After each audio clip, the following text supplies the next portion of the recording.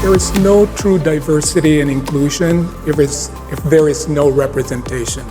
And when I say representation, it's not just hiring people of color. It's really making sure that the operations of the business, the policies, the work you do, how you represent yourself outside and inside really takes into consideration the stories of everyone in the company. Just to try to seek support and comfort. Try to find someone who understands how you feel, because they might even feel the same way, and that might make you both feel more comfortable to speak up. I know it has for me, and if you're ever doubting your own sense of belonging, I think it's so crucial to embrace your own uniqueness. So leadership, right?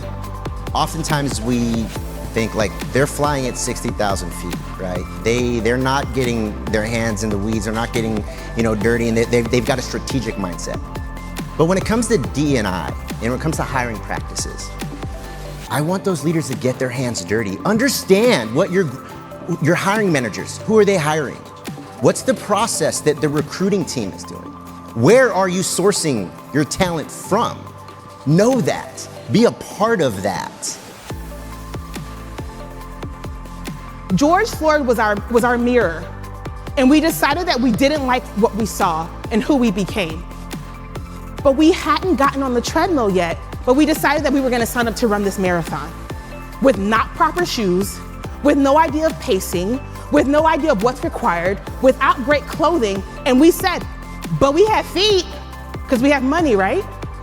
We have money, we can make, and what happened is, we got to the 2-mile mark, and we realized we don't have the stamina. We don't have the resources. We don't necessarily have the skills, but we've committed. And so where we are today now, we are at that 5K mark. And we're seeing companies deciding, I'm gonna take that off ramp and go back to what I know.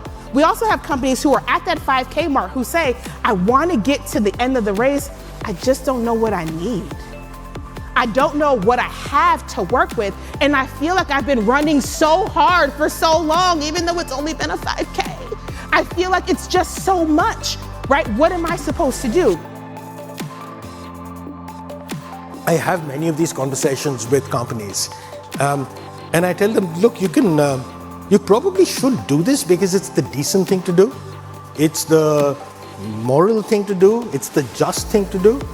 But if you don't care for any of that, remember that you should be driving your business looking through your windshield and not your rearview mirror. So for you, it's an existential imperative.